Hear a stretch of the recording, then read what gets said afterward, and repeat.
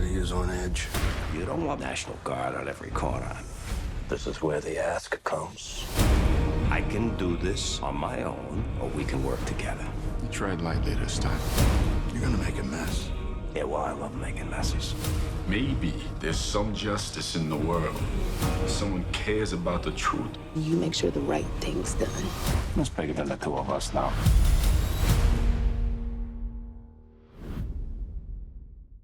Can't miss fight this weekend. UFC 261, headlined by Kamaru Usman and Jorge Masvidal. And DraftKings, the official daily fantasy partner of the UFC, is giving all players a shot at millions of dollars in total prizes. Fantasy MMA is easy to play. Pick 6 fighters, stay under the salary cap, and rack up points for advances, takedowns, and more. This card is stacked too.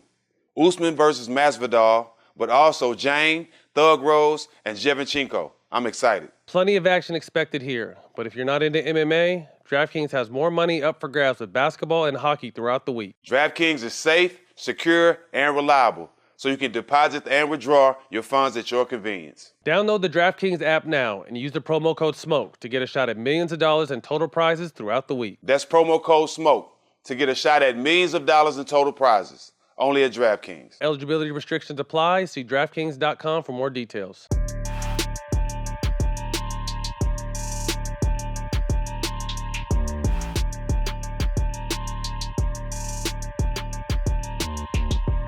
Welcome back to another edition of All the Smoke. Man, it's been like 6 months since we sat in these things. I got to dry my hands. Yeah, You know, man. You been saying my Yeah, hands be come on, moist man. because I be putting lotion on my hands. Good to see you, Good to bro. see you, man. Glad to be back out here. Your safe travels into LA. Yes, indeed. It's good to see you. Good to see you. I mean, I just, this new glasses you, I mean, is it only like when we shoot remote episodes where these be on, or these are only live glasses? The best way I can explain it is a man that thinks the same at 15 as he do at 30 has wasted 15 years of his life. So I'm just growing. Okay, That's all. yeah. But you still didn't answer my question. What was the question? Are you going to have these on like when we do remotes, or are these only glasses that come out when you do in-person interviews? In person, probably. Okay, yeah, In person. that's what I thought. That's what kind of. Yeah. Anyway, man, we have a very special guest today. The only female to win a professional world championship. Wow. Jeanie Buss, welcome to the show. Thank you for having me. Thank you for Thanks coming. For being It's here. an honor to be here, really. Oh, we Seriously. appreciate it. Big We fan appreciate of the it. show. Thank you very much. What are you inspired by in 2021? Obviously, we'll get to the mess that 2020 was, but what are you inspired by coming out of 2020? It's nice to have the Lakers be part of the conversation again. You know, it had been a few years that we were at the bottom and watching everybody else go to the playoffs. So, you know, I just want to continue and keep going and keep building this team. But that's a lot of pressure. Like, you guys have obviously, won 17 titles, 11 under your guys' reign, but that's a lot of pressure for the Lakers. Some teams can go years without even being in the playoffs, but for you guys, it's not so much even the playoffs, it's championships. Playoffs is not good enough. How much pressure is that on just a day-to-day basis? Because you've been in this since you've basically been a teenager. Well, you know, it's really hard to win a championship. I mean, it Mhm. really, everything has to like line up perfectly, stay away from injuries. Just, it's really, really hard. But a person in my position, what our job is to give the team everything that they need to be successful, to be able to compete. So that's, every year, Phil Jackson kind of taught me this, that every year there's a pathway to winning. Some might be more uphill than Right, others, right. but that's what you always go into it thinking, how am I going to get there? And that's what you do. And people like me, we make sure that we give the team all the resources possible. Absolutely. So the end of 2019, you unfortunately lost your mother. The beginning of 2020, you lost another mentor to you, David Stern. And then we all lost Kobe the end of that January. Talk to us just about where you were as a person outside of business, but obviously business had to continue, but as a person, that's a lot for anyone to handle. Yeah, and I'm glad the way you said that we all lost Kobe, Mhm. because when people would say to me and express their condolences, I would correct them and say, hey, the world lost somebody Mm-hmm. really special. Mm-hmm. And just him as a friend and as a motivator, and watching him as a father and a husband, he was a leader, and he's irreplaceable. And the knowledge that he shared with people, I had no idea until after he passed that. I mean, I knew he helped basketball players, He helped but everybody. he helped everybody, Mm-hmm. people in every kind of sport. And even me, when I think back to um, he after my father passed away in 2013, he invited me to have lunch. And I met him down in Orange County, and he brought Gianna with him.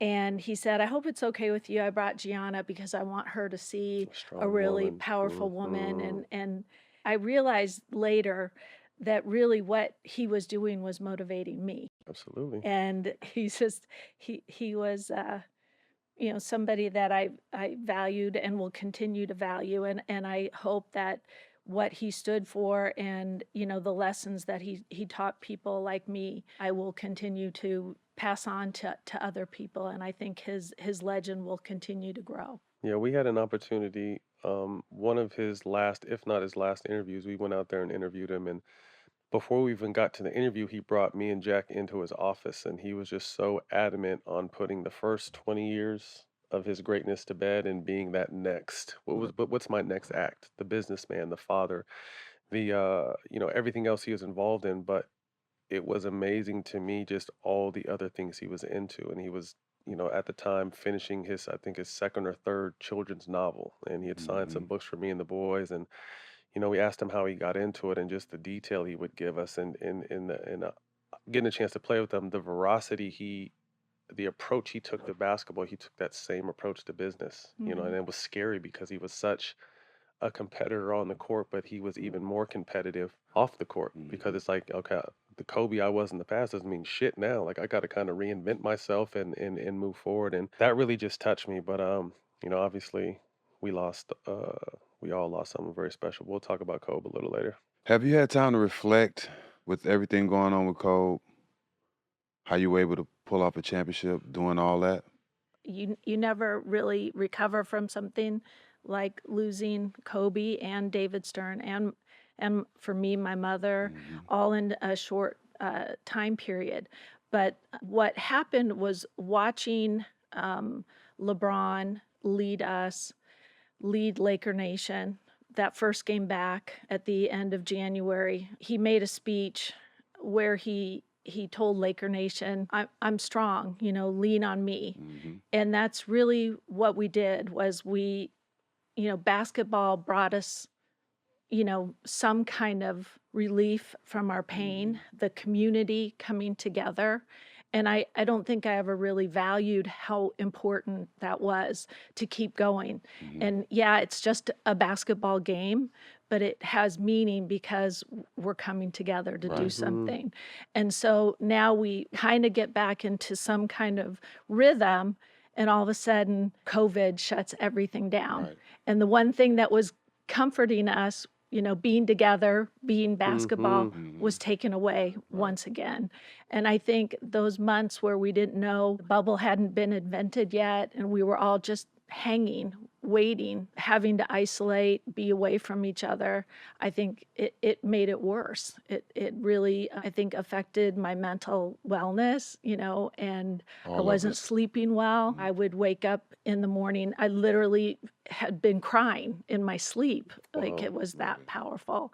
I was really so grateful to the NBA for coming up with the idea of the bubble and a way of keeping our players safe, because that was probably the Mm-hmm. safest place for Right. them to be. And, the way I was feeling, I wanted to just embrace all Mm-hmm. things Lakers, our fans, our players, and keep everybody safe. And it meant a lot to me to have a chance to compete and finish out the season. Mm-hmm. Are you? I think if 2020 taught us anything, it's that tomorrow isn't promised. Cherish your days, cherish your time with your loved ones. I think Jack and I, normally when you're in the midst of something, you can't really step out and appreciate what you've gone through, what you've been through, and what you're a part of. Have you been able to do that, considering the process and how up and down it's been? Have you kind of just got to think back like I'm running or one of the people running the most historical franchise in the history, with all the ups, all the downs, but I'm in it. I'm in the mix. It's like until we have the fans at Staples Center, I just, even though I'm wearing a ring Mm-hmm. from the championship, it still doesn't seem real because we Mm, haven't had that celebrated that with moment. them. Yep. And what we did, we gave the players the rings on opening night, but we did not unveil The the banner, banner. We've kept 17. that covered until we could have fans. And now we're finally in a position where we're gonna start Mm-hmm. having fans. It might be 10% Right. capacity, so maybe 1,500, 2,000 people. But when I hear the roar of the crowd, then it'll Different. be real for me. I know I've heard you speak, and your father, his goal was to obviously hang more banners than the Celtics. Hmm. And obviously, losing him in 13, you were able to tie them. What does it mean to you to follow through with his dream and his legacy and know that you're have a great chance of putting number 18 up and possibly a 19th? Like, what does that Doing mean a to great you? job at it. Yeah, I mean, I'm like, it would just that would be, that's what he asked me to do. right. And so accomplishing that would be phenomenal. I'm happy that we got 17. Certainly, if the Celtics win, then they're going to raise the bar that much Mm-hmm. more. So we have to continue to be competitive. But I'm hoping to get there. I think having a player like LeBron James gives you reason to kind of put your foot on the gas. Mm-hmm. And how many years he's going to play. I hope he plays another 10 years, but you know uh, you don't want to lose that time. Absolutely. Like your dad, you got to go all in. That's You got to right. go all in. Take us back to your childhood because you really were groomed for this. And it's not normal for a female to rise in a position, although you're making it normal.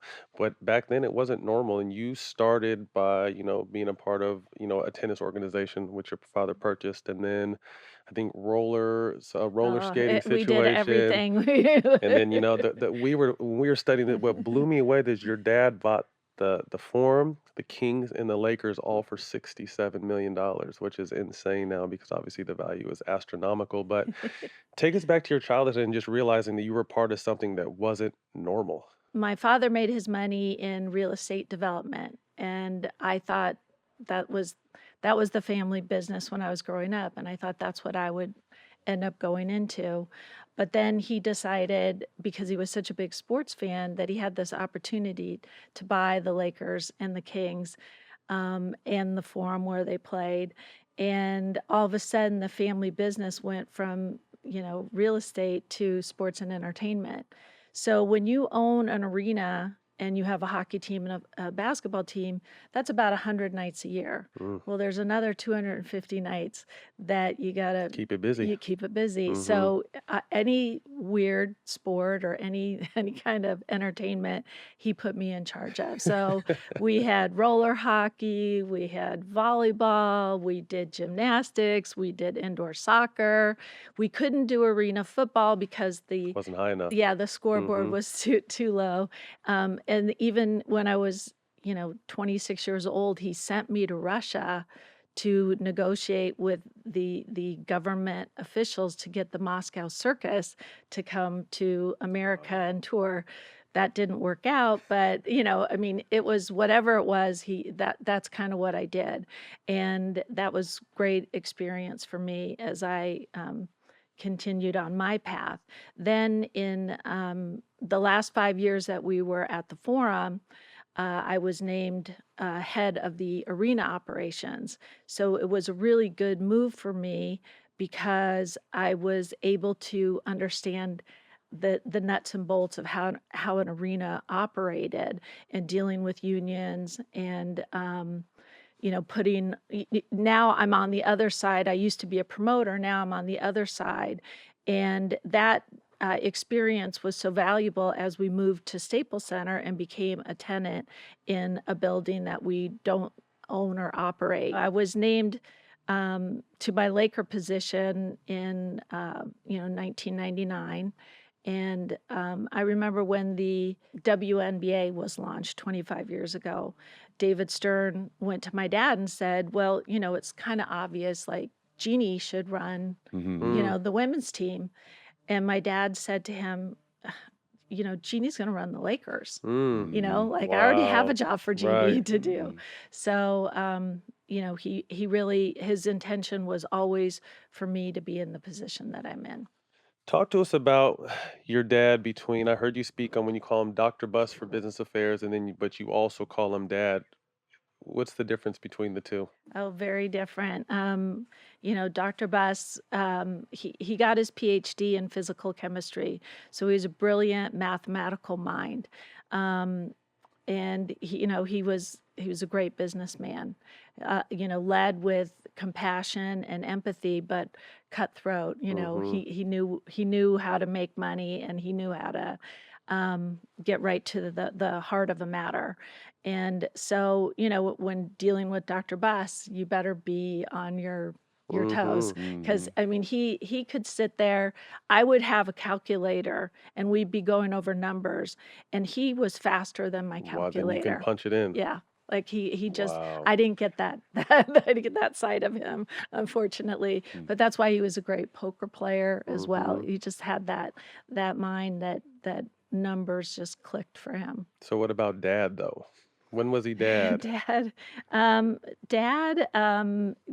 he was worried that I was so ambitious for my career that I would miss out on having a really, creating a family for myself. And so when I met Phil Jackson, and when my dad was thinking about hiring Phil, I was really against it because we had another high-profile coach in Pat Riley. And at that time on our team, we had Shaquille O'Neal, the biggest personality in the league, and a young Kobe Bryant. And I thought having another big personality would kind Clash. of, it would upset things. But of course, my dad didn't listen to me. So then when I met Phil, there was just something something about his voice that I was like, whoa, who is this guy? Like, is he single? I didn't know what his deal was. And he was going through a divorce. And, there was a spark between us. And he asked me to dinner. And I said, I am interested in, a relationship with you, but I am not interested in keeping it on the down low. Like if we're going to see each other, then it has to be with full disclosure. Otherwise, I could compromise the organization, and I would never do that. But, I'm going to have to tell my dad, and how am I going to do this? And my dad, and I'm getting to the story of what, who my dad was. When I told him that I was, starting a relationship with Phil Jackson, he took a second and he said, I've always thought you should date someone older than you because he'll appreciate you. And, so there he was being the supportive dad. What's the time frame? So this is right. Phil's first year with your guys' team was when you guys saw initially, right from the jump. Oh yeah, like it was, I mean, the second I met it. I mean, if of course I had heard of Phil Jackson, but I thought he was just some hippie dude that, like listened to the Grateful Dead. He wasn't my type. And we were together almost 17 years and really one of the most important relationships of my life. What are your NBA memories like when your dad brought you around the team? The NBA, I watched it grow from, I think when my dad bought the team, there was only 22 teams in the league. So we went through this great growth period of expansion with teams like Dallas and Vancouver and Toronto and Memphis. And, really watching the league become kind of this, little niche sport to really becoming, I think, the leader in all of professional sports in terms of our relationship with the players and really looking at it as a partnership between the league and the players. And the greater we grow the business, both sides benefit. So I couldn't be more proud to be associated with the NBA, especially after the summer of 2020. Mm. So your dad buys a team in '79. You guys draft Magic Johnson. First impressions of him as just a person. Um, you know, I was 17 and Magic was 19. Mhm. So, we're like basically the same age. right? And in those days, there wasn't like a big draft event. They literally called you and said, "You've been drafted by the Lakers." And so he flew out to Los Angeles, and I was over at my dad's house, and the doorbell rang, and my dad said, that's going to be Bill Sharman bringing Magic over. He goes, "I got to run upstairs, bring them in, offer them something to drink, and I'll be down in a few minutes." So I opened the door, and all I could see was this smile, like like dazzling smile, Magic Johnson. And we sit down, we start talking, and Magic said, "I'm really, really excited that I was drafted by the Lakers, but I'm only going to stay for 3 years because I want to play for the Pistons. That's where I'm from. I want to go back home and play." And I heard that, and I said, "Excuse me a second." I ran upstairs to my dad and I said, "Dad, you're not going to believe it. Magic he said he's only going to stay 3 years." And my dad didn't miss a beat, and he said, "Jeanie, the first time he puts on a Laker uniform, he's never going to leave." Mm. And that's exactly what happened. Wow. And Magic is more Los Angeles than he's than never left. anybody Yeah, here, he's right? never He never left. left. He's never left. How closely are you watching the games? Where were you watching the games back then? When I was in high school, I played basketball at Palisades High School. Uh-oh. Yeah, right. I Yeah, was right. I was center. No, I Center? was terrible. I was like third string. But I was also the scorekeeper for the boys team. So on that team, my senior year was a guy by the name of Chip England, who is one of the assistant coaches in San Antonio. Mhm. He's like I the know guy Chip. the shot doctor. I know Chip. So I had this great experience as a scorekeeper and learning how to do stats. So I was always kind of on the manager side of things anyway. Not that I'm a basketball expert. I leave that to the basketball people. But I've always loved being involved behind the scenes, doing whatever it takes to get to get the team where they need to be to win. So again, you guys get the team in '79. You get Magic. You already have Kareem. You guys win a championship your first year. Like, talk to us about that. And you're thinking like, okay, if it's winning a championship, is this? I can Easy. do this, right? I can do it. Well, that's my dad. So it was my dad's rookie year and Magic's rookie year, and they won together. And that relationship was really so special that they really were as close as any two people.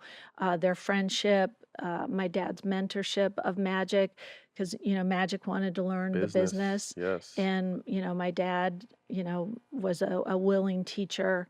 And what was frustrating was my dad owning a hockey team. He couldn't figure out how to win, and he was having so much success with the Lakers. He finally kind of gave up in '86 and sold the team. It was winning 5 championships in the '80s. The Lakers were deemed team of the '80s, which was a great honor. But to have that kind of success and then really not be prepared for the way Magic had to retire.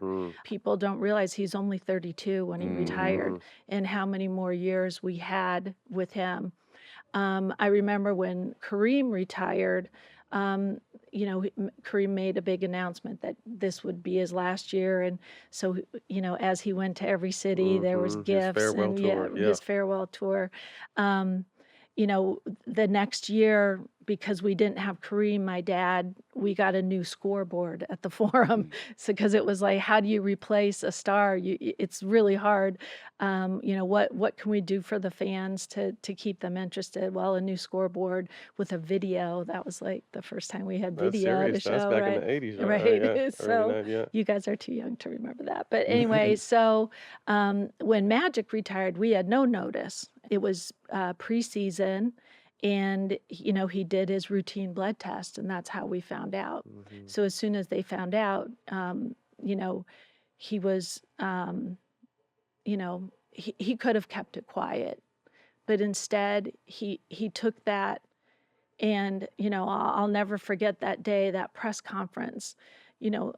I only saw my dad cry twice in my whole life. Once was when his mother, my grandmother, passed away, and that day, and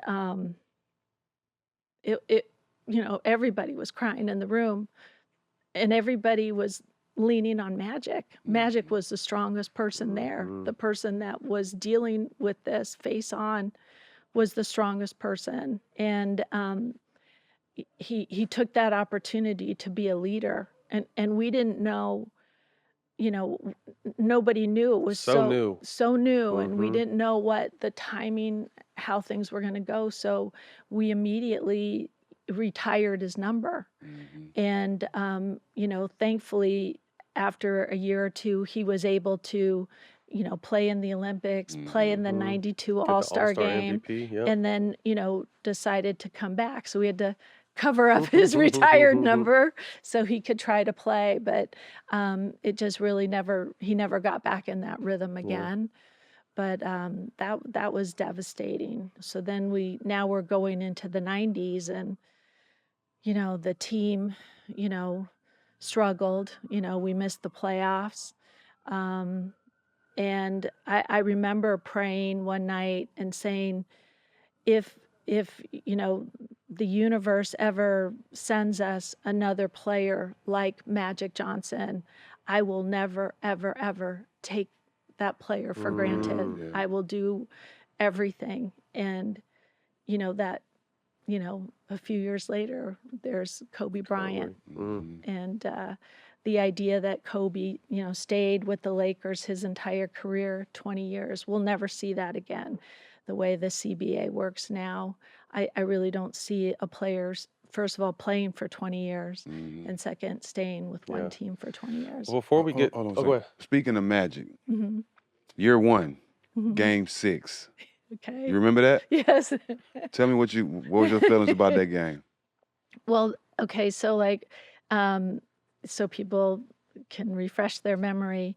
Kareem was hurt. Yes. He twisted his ankle. And back then it was, we're back to that now, where we would play, if you had home court, you got game 5, and then game 6 was the other team, Then and back at then home. back home for game 7. So Kareem had twisted an ankle.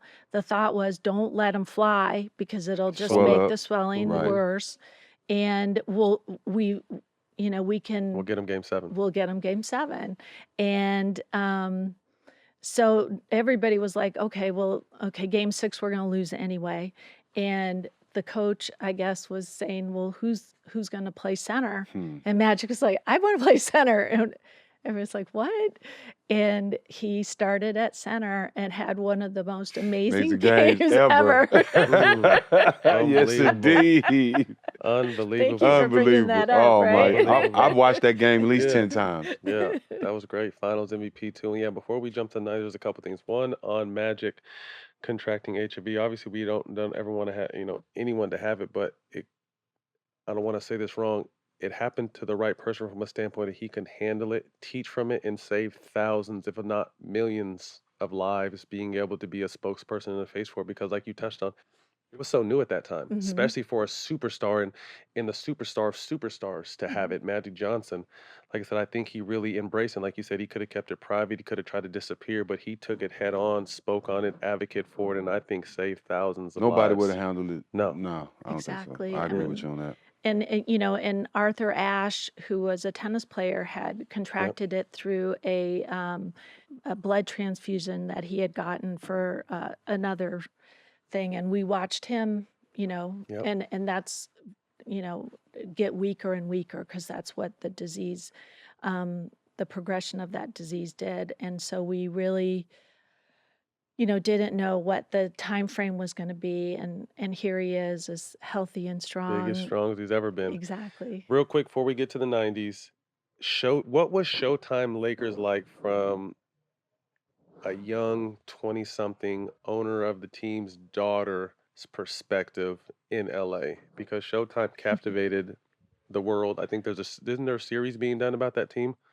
If I'm not Yes. mistaken, you might not be able to link Yes. Those that walls info. could talk. Man, so what was it just like I mean, obviously you can never be normal in that situation, but kind of just watching everything transpire from the great play to the championships to how you guys are kind of captivating LA and the basketball nation, and then just you as a 20 something woman in LA. Well, I'm glad you asked that question. Just to clarify, we are making a 9-part docuseries about the Lakers, starting from when my dad bought the team in Dope. '79, Can't wait. and very much I think people enjoyed The Last Dance, so we're gonna Hmm. give our fans what they're hungry And it's called for. Showtime, correct? Well, no, that's something Oh, different. okay. That there is a series being developed at HBO, Oh, a okay. scripted series, which we are not involved Oh, in. really? And, I really don't know I don't know how they're going to be able to tell our story if we're not involved in Right, it. right. So, Duh. Right. I So back to guess. your guys' 9-part then. Yeah, so the docuseries will tell the story, especially in the context of, my dad buying the team until, we won the championship last year, Hmm. and how it all weaves together, and how my dad had really hoped that there would be a day that Magic and I would work together Mm. running the team. And, it was Magic coming back and standing with me, beside me, that helped me make the changes that were necessary in order to get the team back Hmm. to being competitive. Hmm. So my dad really, he saw that. Foreshadow, Right. foreshadow, yeah. Yeah. So as far as like I said again, what was that era like of Lakers basketball in the 80s? I think just looking at the people sitting on the floor, and the popularity, and certainly Jack Nicholson being, a hardcore Laker fan, and a lot of people think that's when he started coming, was in Showtime. It's not true. He was a season ticket holder since the '70s, or the Mm. early '70s, and he bought his ticket. Like, it wasn't like, oh, give him some free tickets because he's the hot guy. He loves basketball, and he still has his seats. We miss seeing him because we haven't been able to have Right. fans, but there seemed to be a heartbeat in for the city of Los Angeles, and that was really important to my dad as well. That in a city as spread out and as diverse as Los Angeles is, that we were able to unite a city under a purple and gold flag. Mhm. And during the '80s, we had, even the riots in the early '90s. Mhm. You could see that this is a city that it's smoldering with, you know, just it being divided. And that, my father loved Los Angeles because he wasn't born here, but the city embraced him, and he wanted his city to be whole. He wanted his city to be Together. together and happy and united. And that's what the Lakers ultimately meant to him, was about community and about being a leader in, um, you know, bringing people together. Yeah, from the outside looking in, I never got a chance to play for your father, but from me, from my side, he was just one of the most righteous owners I've ever seen. You know what I Mhm. mean? That's one thing I've always respected. Um, Jerry West, Hmm. talk about his role in helping build the Showtime. After Um, post Showtime, right? yeah, I mean, it's when my dad bought the team, the general manager was Bill Sharman, Hmm. and then he a few years later moved to another position as advisor in the front office, and then Jerry West became the general manager, and there was so much trust in his ability to evaluate talent, and when you play well and you're at the top of the standings, you don't get to pick the number one Mhm. pick, Right. and so you have to draft really well, and that's something Jerry West could always do. And when he found a player like Vlade Divac, who wasn't drafted till number 26 in the first round because people weren't willing to take the risk on him, who replaced Kareem Abdul-Jabbar for us as our big man. Who would have And thought? that takes a lot of talent. Yep. And then also the key piece to get Kobe. Yes, Yeah. he's the one that knew Yeah. Kobe. What made Pat Riley a perfect fit when he came along? Because you spoke to earlier, obviously you thought with Kobe and Shaq the film might have not have been the mix. What made Pat fit in with Magic and the rest of the guys? He was just born to be a coach, and it's funny because the way it went was, my dad buys the team in May, drafts Magic in June, hires Jack McKinney to be the head coach, and then in October, as there's starting training camp, Jack McKinney had a bicycle accident and hit his head and was unable to coach that year. So Paul Westhead, Hmm. who was his top assistant, took over the role of head coach. So now to replace the assistant coach on the staff, it was kind of like, wow, we're already starting the season. How are we going to replace this assistant coach? Well, they looked to the broadcast booth, and Pat Riley was working with Chick Oh, Hearn Wow. I calling the didn't know games. that. Wow. And they knew, obviously, he was available because that's the season. So that's how he became on the coaching staff. We won the championship that first year. The next year, Westhead wanted to take the ball out of Magic's hands. I remember hearing that. And that did not make Right. Magic That didn't go. happy. That didn't go. I know that didn't go That's a well. death sentence. And so we lost that second year to Houston. And of course, back then the first round was best 2 out of 3. Hmm. And my dad said that's not enough games. So Yeah. eventually we got it to 7 games because in a 7-game series, the better team will Will always win. win. Mhm. Whereas in a 3-game series, you might have more upsets than you normally would. But anyway, so Westhead, we lost the second year.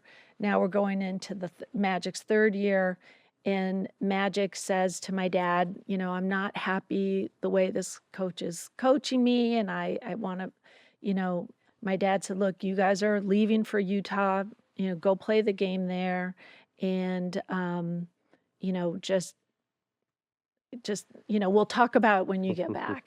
So after that game, we lose in Utah. Magic says to the media, I want to be traded. And so now the pressure's on. My dad has to make a tough decision. And so my dad's decision was he really wasn't comfortable with Pat taking over. So he wanted Jerry West and Pat to co-coach. And Jerry said, no, Pat's our coach. Oh, wow. And it's like they never looked back. The rest is history. Pat just stepped into a role, and that's where we went.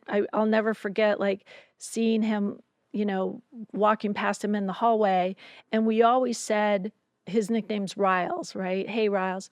And he said, I go, hey, Riles, and he stops and he goes, Jeanie, you got to start calling me coach. And then that's when he started Slicking the hair back. because that's what his dad did. And he took on that role as a leader that the team needed. And he was born for that position. Yeah. When you guys came into the league, the persona of the league was it was drug filled, um, very black, and just not in a good place. And I think the growth of the league kind of coincided with your guys's rise, your guys' rivalry with the Celtics, the big TV deal that was signed in what, 83 or 84, if I'm not mistaken. Mhm, mhm. Um, Talk to us about that era, like I said, because you guys really catapulted the growth of a league.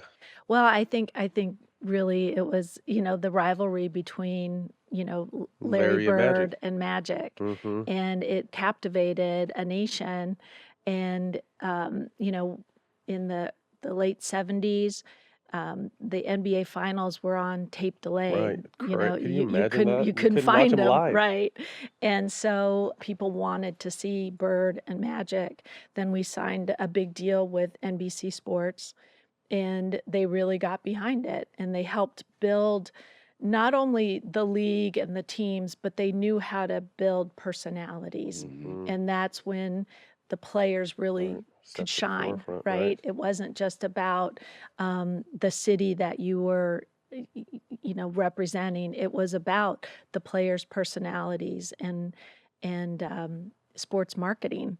Mm-hmm. That didn't exist. Right. Like it It's really, crazy to think. right, like with selling soda and potato chips, but that the power of the branding and the exposure that our players got just made the league even that much more powerful. Mm-hmm. Please describe what the NBA Finals and the Forum felt like Mm. between the Lakers and Celtics in the mid '80s. Take us there. um, the demand for tickets, Insane. I wanted to go into hiding because it was every celebrity, every sports figure in golf, tennis, hockey, It was the everybody, ticket. It was the Place to ticket. be. everybody, and so there was a player, Wayne Gretzky, who was playing for the Edmonton Oilers, and so of course Wayne Gretzky, I mean, the great The one, great. he came, and I had also gotten tickets for a girl by the name of Janet Jones, who was a actress and dancer. And so that game, I think it was in 85, they, they had met once before because he was a judge on Dance Fever and she was a dancer on Dance Dance Fever. Fever. And so they reconnected at this Laker game and ended up You made a love connection. getting married. Nice. And they invited me to the wedding Oh, Because you super. guys will because take. of That's that, dope. So you just it just brought everybody together, and and then the parades, Hmm. just take your breath away, and just the city shutting down and everybody being happy. What a Yeah. great experience. How did the Laker girls come about? Because I mean, that was entertainment in itself. I mean, you guys had a young Paula Abdul and other young LA Scarlets at the time, but no one really brought like it kind of just seemed like your dad was about full an experience, not Mhm. just a game, not just I'm gonna give you everything when you come to our games. Exactly right. Thank you. The Lakers were the first team to have a dance squad. No team in the NBA had that. And the reason, was that the Laker girls performed when the team was taking a break. Mm. So he wanted the show to keep going. He didn't. And so he felt that, the guys got center stage, now the girls get center stage. At that time, the girls were all graduates from either USC or UCLA because both teams had really great song girls, is what they were called. Then Paula Abdul was hired as the choreographer. She tried out as a dancer.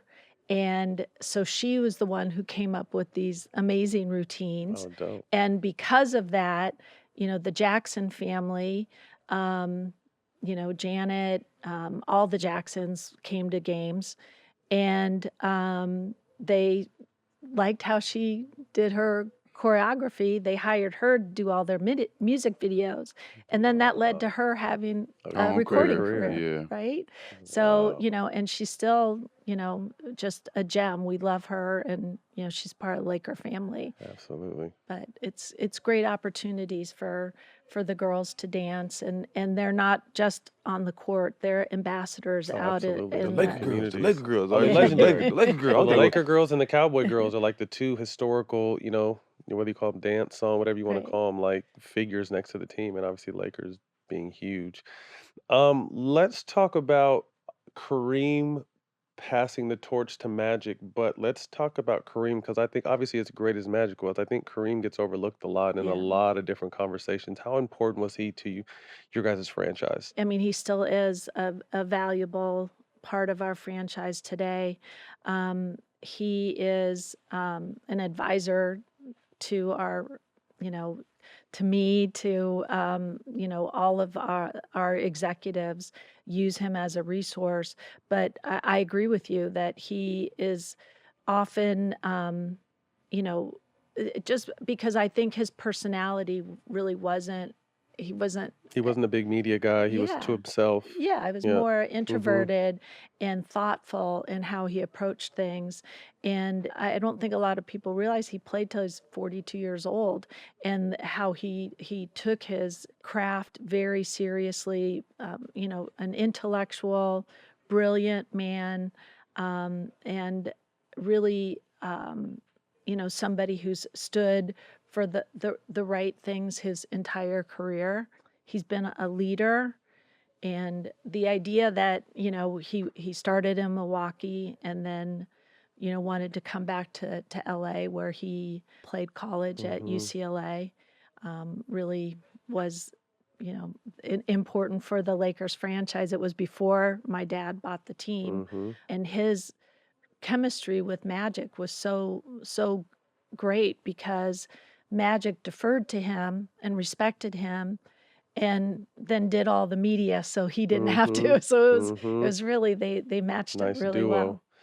well. So we're in the 90s now in a rebuild phase. Jerry being instrumental in that, but take us down the path of the Shaq recruitment, um, getting Kobe, and what was next. You guys went through a small dead period. Um, but talk to us about the mid 90s regrowth of the Lakers. The recruitment of Shaq really, they're because he was a free, not until he was declared a free agent, but you had to be set up, and take that risk that he might have stayed In in Orlando. Orlando or Mhm. gone to any other team. So that was probably the most like stressed I'd seen my dad about, the team in terms of having to clear all the cap space in order to, you Be able know, to take him. to get him, and then also, trading to Charlotte Vlade Divac. So now if you don't get Shaq, you've traded The other Vlade to center. get Kobe, and Kobe just a kid out of high school at the time. right, you didn't know if Mhm. that was going to pan out. And so I think that was, it was a huge relief when Shaq decided to become a Laker.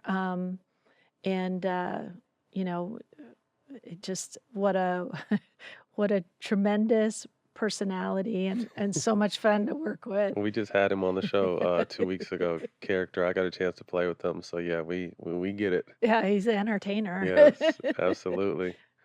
That's dope.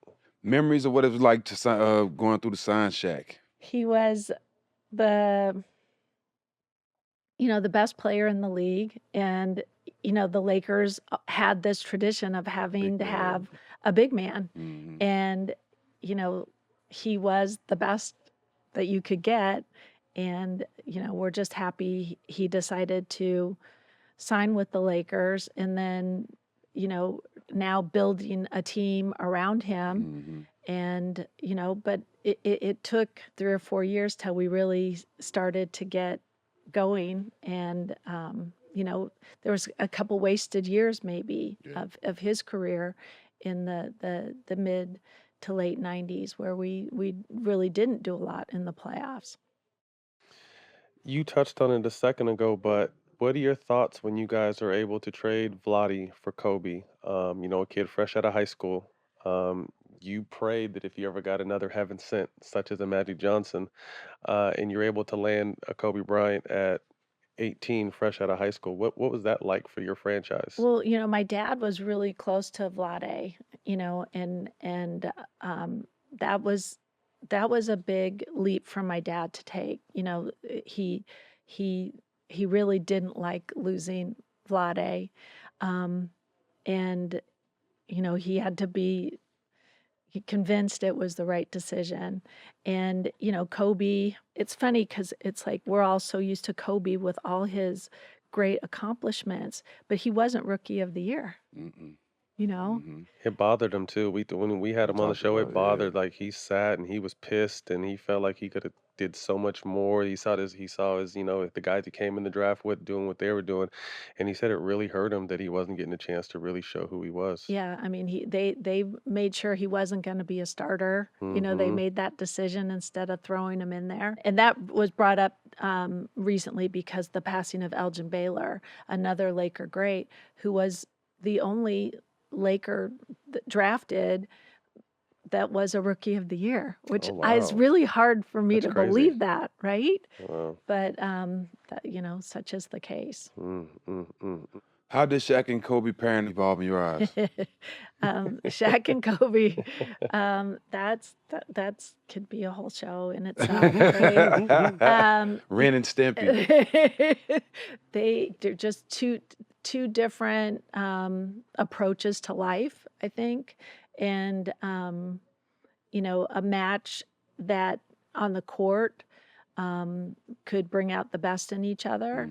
Mhm. I think when Phil came, that was his emphasis was on Shaq and making sure that the ball went through Shaq, Mhm. and really highlighting what Shaq was good at, and trying to make sure that as Phil likes to build a team, you have to make sure that everybody knows what their role is and how they play into that role. And I think there might have been some headbutting between Phil and Kobe early on Mhm. Hmm. that resolved itself, especially the second time Phil came back. Um, but they were obviously a very successful duo. When my dad hired Phil, he signed Phil to a 5-year contract, and in making a decision about a coach, it's like you really have to show the players that you're behind your coach. Mhm. Otherwise, the players are Too much in and thinking, out. Yeah, yeah, no consistency. who's next, Looking like over their shoulder. Mhm. right. And so my dad signed Phil to a 5-year contract, and he said to Phil, I expect you to win a championship. Mm. I want a championship in these 5 years.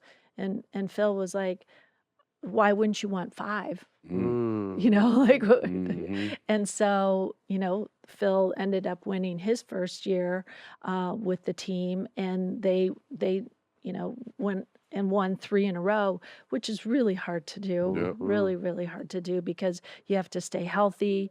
In there was that one season where Shaq, started the season late, and we had to catch up. But, there was, so 3 out of 5 that was out of that 5-year contract. My dad got what he paid for, Right. and Absolutely. Definitely. it was great. But as things have shown, things aren't meant to last. Mhm. Mhm. And Shaq was in a contract year, and he wanted, because of the way the collective bargaining agreement was structured, there were some players that were grandfathered in the new agreement that you were able to pay them more than the current players. Mhm. So Shaq was one of those grandfathered players, and he wanted, you know, an amount of money that was, legal under the CBA, but it wasn't what my dad wanted to pay him. And so it came to the point where the decision was made to trade Shaq. Mm. And a lot of people want to put that blame on Kobe. it wasn't. It was purely a money Numbers. situation, right? Mm-hmm. So if Shaq had agreed to be paid what my dad wanted to pay him, he'd have Was there a still, huge difference in that? yeah. Oh. Yeah. And so, well, and so that's why my dad looked to see in the league who had empty seats, which team could, bring on a player and pay him that kind of money and reap the benefits because they have Revitalize. seats to sell. And Miami was the right place for him to go. And they paid him his money and he brought them a The championship. championship, handsome So, reward. It worked and out. and a lot of people are like, aren't you like pissed that Shaq is winning a championship with Miami? I'm like, no, are you kidding? I'm happy for him. Everything he accomplishes, I think of him as family, Mm-hmm. and I want him to be successful. And and some people, my newer friends, when I say, well, when Shaq was in Miami, and they're like, Shaq was on another team besides the Lakers. They don't even know. Yeah. But it was, I know it hurt Shaq to be traded. I mean, it would hurt any of us. That it's not a fun situation to be in. But I spent my time building that bridge back to him so that there was a way that we could reconnect. And now I sit on his board of his foundation, and he wanted his jersey retired and he wanted to go into the Hall of Fame as a Laker. Yes. And that's what's important to me, because unfortunately trades are part of our business and is probably the toughest Yep. part for me. But we have to acknowledge we're dealing with human beings. We're all Absolutely human right. beings in Yeah. this, and that comes with emotion. And Absolutely. you have to allow people to feel their emotions, when it comes to that. I wanted to rewind real quick. In 1999, you were named Executive Vice President of Business Operations for the Lakers. How excited were you for that next step? And did you realize at the time, being a woman making these kind of moves, that you were viewed as a role model and an idol, and people looked up to you? Well, certainly when I started attending Board of Governors meetings, there was never a line for the ladies' room. Let's put it that way. There was like, a couple women who worked for the league. And, but now, 20 years later, there's two other women governors, Gail Benson in New Orleans and Jody Allen and with the Portland Trail Blazers. So while I get credit and accolades for being the first woman governor to win an NBA championship, I know there's going to be more. And I and if I am considered breaking the glass ceiling or being a role model for other people, I know what it meant for me to see women in positions of power. And so when I look up to Billie Jean King, who is a friend and an inspiration for me, I like what she said after winning this championship. Her quote about me was, how important it was, because people need to see that women can not only lead women but also men as well. And that's why that was an important part of history. Absolutely. So Phil Jackson arrives in 99 after winning 6 titles in 8 years. You guys spark a relationship. What did he bring to the Lakers from a coaching perspective? I think it was really about creating the team atmosphere, and he, having a system like the triangle.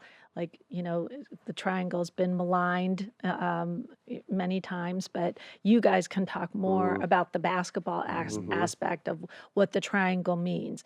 But, it was about, highlighting your strengths as a player and as a team. And that's how you would score your points, was wherever your strength was, you highlighted it, and you tried to hide your flaws or your Mm. the weak parts of your team that you didn't have. And so he brought a discipline that was needed, his leadership. Um, I I would get in fights with him because he would he would make the team practice on Thanksgiving.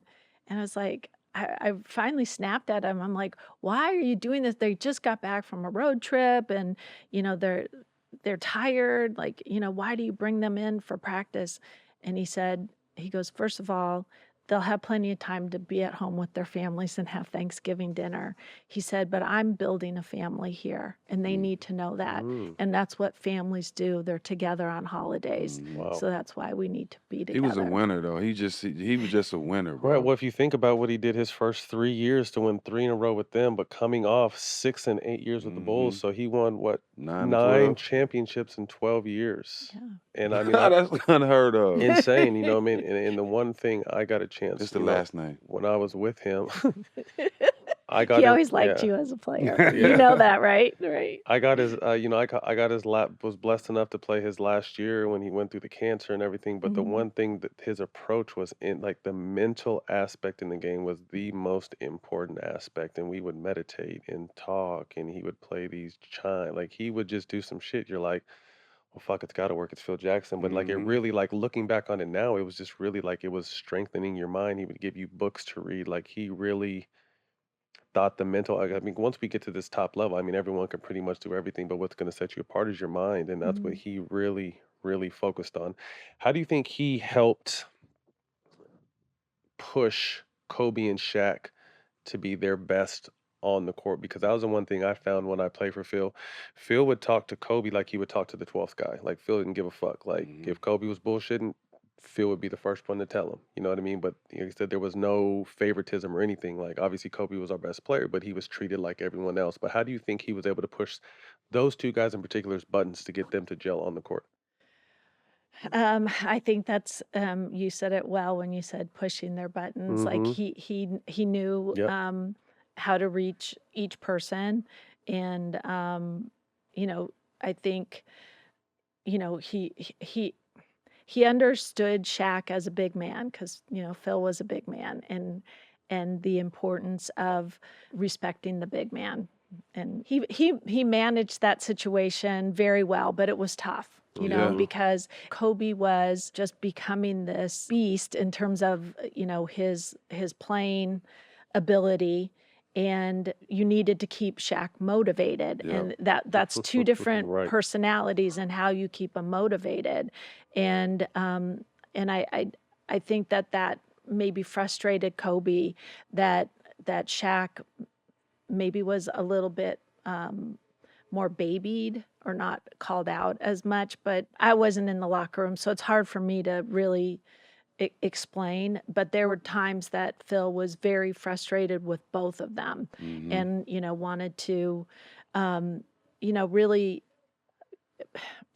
emphasize to them the the talent that they had. They could have won 5 Mm, championships in a yes. row, and that those opportunities are so rare.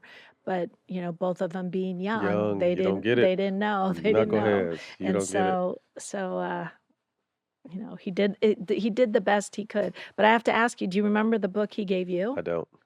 And it's funny because that was another thing, is he would give the books out, right?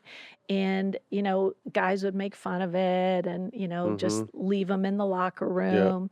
And I said to Phil, like, why do you do this if they're not going to pay attention to it? Mm-hmm. And he goes, I'm not asking them to read it right now. He said the message that I have for them is there whenever they're ready to Yeah. hear it. And that book sits It on was their for each yeah. person too. Like Hmm. he had Yeah. read so many books that once he knew your personality. And my situation was I Pop started did the reading same it. I don't thing. remember it, but I tore my knee that year, so I was fuck everything. I was like, that was my I was like, I finally have a chance to play for the Lakers, going for 3 championships in a row, and I tear my knee. So I was in a different place with Phil at that particular time. But it was interesting because you said it was he had so much knowledge on all these books. Once he would get to know your personality, he would give you a book that would fit who he Hmm. felt you were. So it's crazy. You said it wasn't a necessary right away thing, but at some point it would be there waiting for you. And you were with the team that year that he went through Yep, his he was. battle with Yeah. prostate cancer, Mm-hmm. and so if he hadn't had that other issue he was dealing with, he really would have embraced you Mm-hmm. because he had been hurt as a player and he knows what it felt like Mm-hmm. to be separated from the team, and he would have Yeah. Well, we kept actually you. connected, to be honest with you, because it was on road trips. We would talk after games on what I Okay. saw and what I thought. And so it was, I only had him for a year, you know what I mean? But it was amazing to like think that like I'm talking to Phil after games on what I saw the Lakers, I'm at home rehabbing my knee, but I'm talking to Phil Jackson about strategy. So like Mhm. he really did care it. I thought it was dope for him to just take the time to even call me, and have that kind of conversation. Well, he was like thinking that maybe you might be a Mm-hmm. coach, Mm, and like possibly. especially as a father, you're gonna Right. coach at Right. some At some level, point, right? right. Mm-hmm.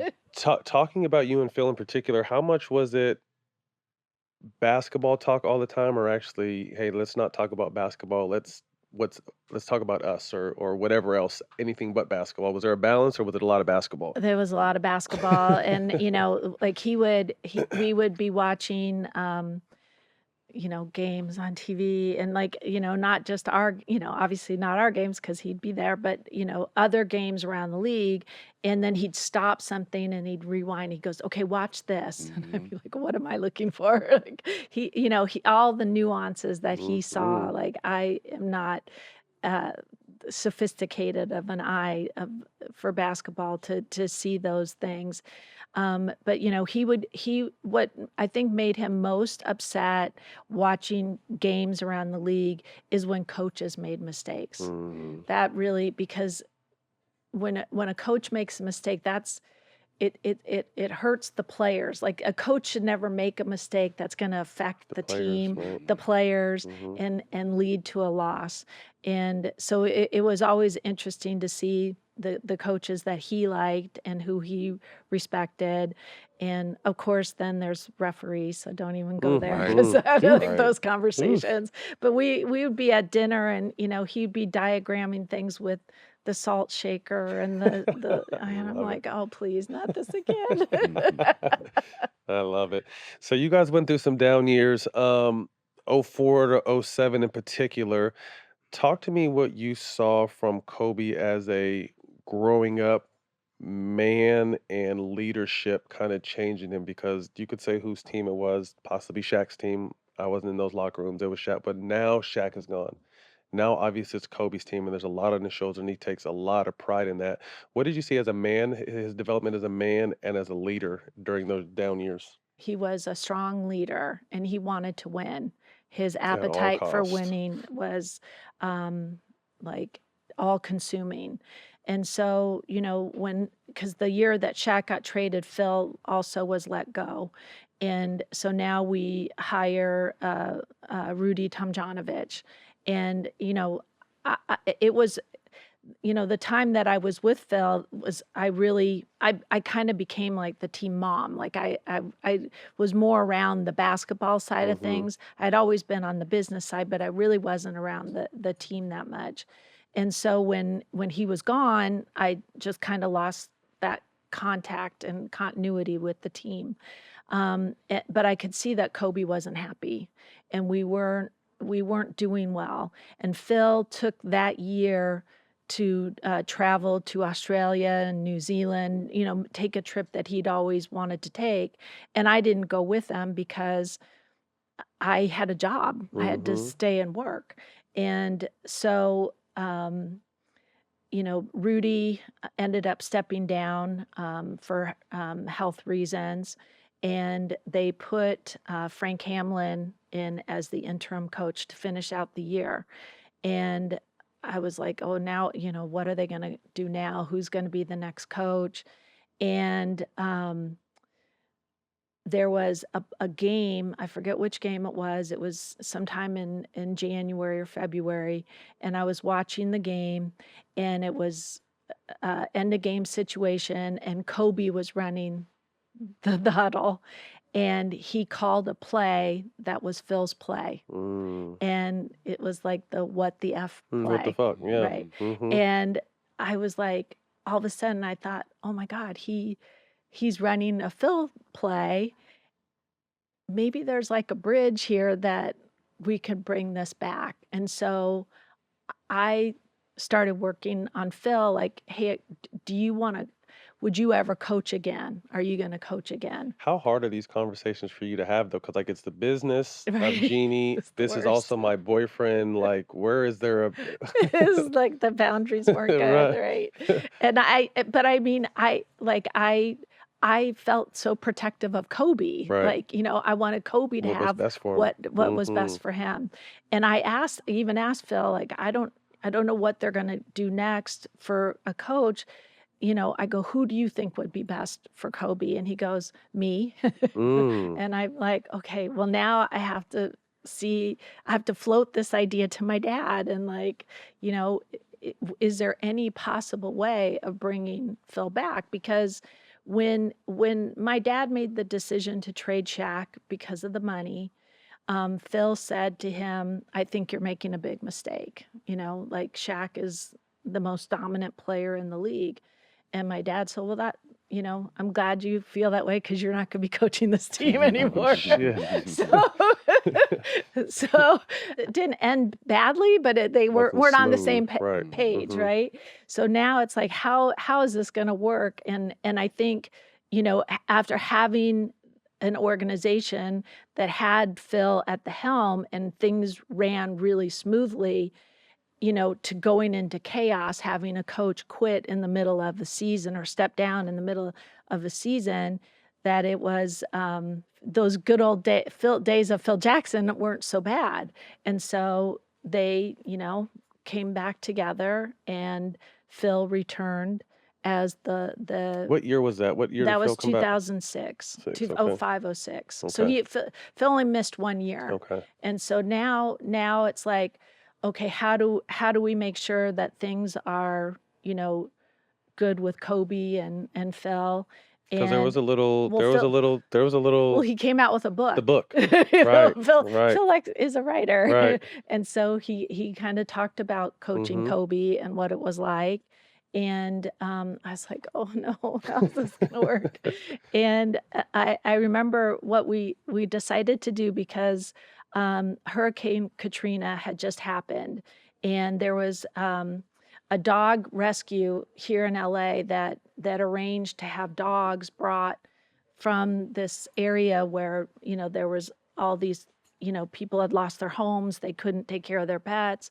So we did a calendar where we had a photo shoot of players with different dogs that were up for adoption, thinking that would be, Help get 'em. help Mhm. them get them adopted.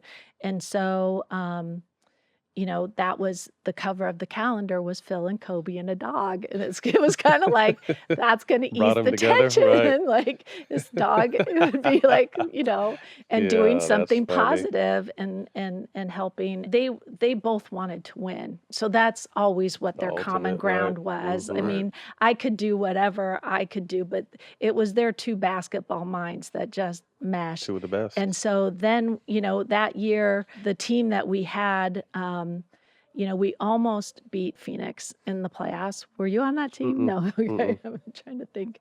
That was, the Steve Nash was on that Amari. team. Yeah, like it was a really good team, and we almost had it, but we lost in the first round. But he got us back into the playoffs. We had missed that previous season, and that led to a draft pick that became Andrew Bynum. Then Pau came in February of 2008, and Pau, that was having Pau Gasol, who was he was Rookie of the Year. So here we went, right before the trade deadline, we get Pau Gasol. And then we just went on a tear. Like Pau learned the triangle in 2 days. Like Super smart. And it was like. Did you and guys now, thank Jerry? Because wasn't Jerry over in Memphis and gave Jerry you guys Pau? Well, we traded Marc Mark, Gasol, yeah, that's what people, right? oh, you got him for nothing, not Right. realizing that what you guys gave him was Yeah. Marc Gasol. And Kwame Brown. And so, Marc Gasol. and Right, Marc Gasol. Oh, do you played with Mark? No, No? that was No. a one-man trade. You just used the name. That name was just there. So now we get Pau. We go on this run, and we end up in the NBA Finals against the Boston Celtics of all Celtics, teams. right? And the team wasn't prepared to go from like, Mhm. like losing in the first round. Now all of a sudden you're in the NBA Finals, and you've got Pau, and Pau had never, this was all new to him, and you guys can attest how different playoffs Oh are, yeah, totally different level game. right? Yes. And so, we were kind of humiliated Trying to figure it out. to Well, Kobe said that to was the his Celtics. his worst loss of his career, losing in '08 to Boston. How close was Kobe to the Clippers? Really happening? Um, I never had that conversation with Kobe, but there was a game where he wore Clippers A throwback, colors. right? Yeah. And Mhm. not even the jersey, he wore like the colors. Oh, did he? Yeah, like very subtle. And Uh-huh. I'm like, I could see like he loves He was challenges, unhappy you when he know, was Yeah, starting. no. Yeah. right? And Yeah. and that would have been like A a hell of a huge thing, challenge, right? right? So I mean, I do think that was something that was, It was very real. possible. Mhm. Wow. So you guys lose. Could you imagine that though? Oh my God. That's why I Because said I wow. remember they Change were, Kobe to the used Clippers. bro. I history. remember they were talking about they were going to build an arena out in Orange County for him. He wouldn't have to travel now, and like the Clippers put the full court press to try to get Kobe, and I was just like, "There's no way this can happen." So that was crazy. I would give up everything. I Yeah. got to, including children. Yep. So you guys lose in '08 to Boston, come back the next year, beat Orlando, and get a chance for redemption in 2010. Talk to us Okay. about that. Okay, yeah. So like 2008, now we were humiliated by Boston in that game 6. We had to like fly. We barely won game 5, and now we have to go To Boston. to Boston and Mhm. lose by 30 whatever points. And so now I've got grumpy Phil, because it's so hard to Mhm. lose your last game. And, Mhm. now it's going to stick with you the whole summer. Mhm. But, Kobe had the Olympics, right? So now he's got a chance to like Redeem. get back into Mhm. beating somebody. Mhm. And so, of course, they end up playing Spain in, for the gold Mhm. medal against Pau. And, it's on YouTube. I watched it recently.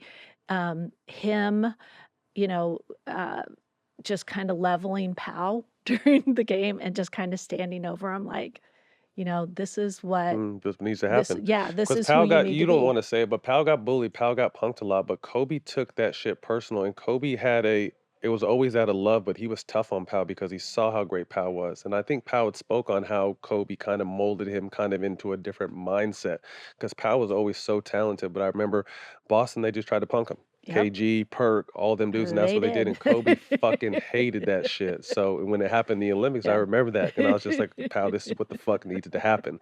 But I saw that in the locker room sometimes. Like he would be hard on Pau because he knew how great Pau was. He was just such a nice guy, and Yeah. Kobe didn't like that on the court. Right.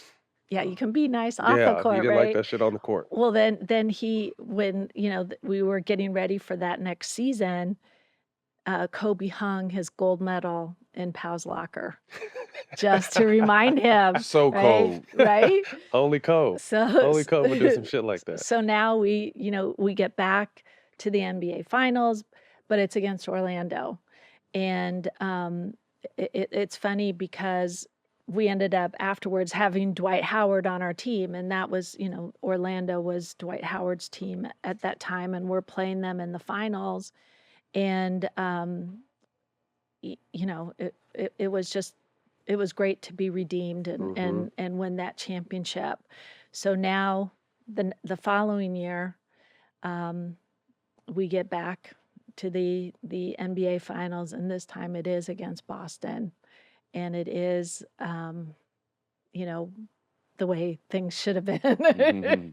and no, but having it go to a game 7, Mhm. you couldn't have written it any better. That's what's so great about sports is it's so dramatic and ironic and emotional and hysterical and just every different kind Every of, emotion you can imagine. yep. Yeah. And so beating them was super sweet. What I wanted to ask you, because I was actually on the team, what happened with the CP3 trade getting voided? I can tell you exactly what happened, and it's hard to understand if you don't know like the background of how the league operates. So if you remember, we were in a lockout, Mm-hmm. right? So when there's a lockout, there's a moratorium on everything. You can't make trades, you can't do anything. And so as we were making a deal with the union and then starting to lift the The lockout. the Mm-hmm. lockout rules, we had to all the representatives of the teams had to be in New York for Board of Governors meeting to ratify the new CBA. And with that, it also was tied to the revenue sharing that was, an important component of our league. And so as we're in this room ratifying the union or the CBA with the union and voting on revenue sharing, all of a sudden there's kind of this rumor that goes in around the room about a trade. Well, at that time, the team was run By David by the Stern. league, Mm-hmm. right? So there's no way a trade could be happening if we're all in this room doing league business, except the general manager of the team felt that he had the authority to make a trade. Of New Orleans at the time? Right. Okay. And so he felt that he could make a trade. And my dad at that time was, beginning to, his health was declining. And he didn't make the trip to New York. I was representing the team. So I wasn't responsible for trades. Mm-hmm. So the trade was happening while everybody is in this room. So teams felt like, how is that possible? We didn't get a chance to make a trade for Chris Paul. And so they all attacked the league and said this wasn't fair.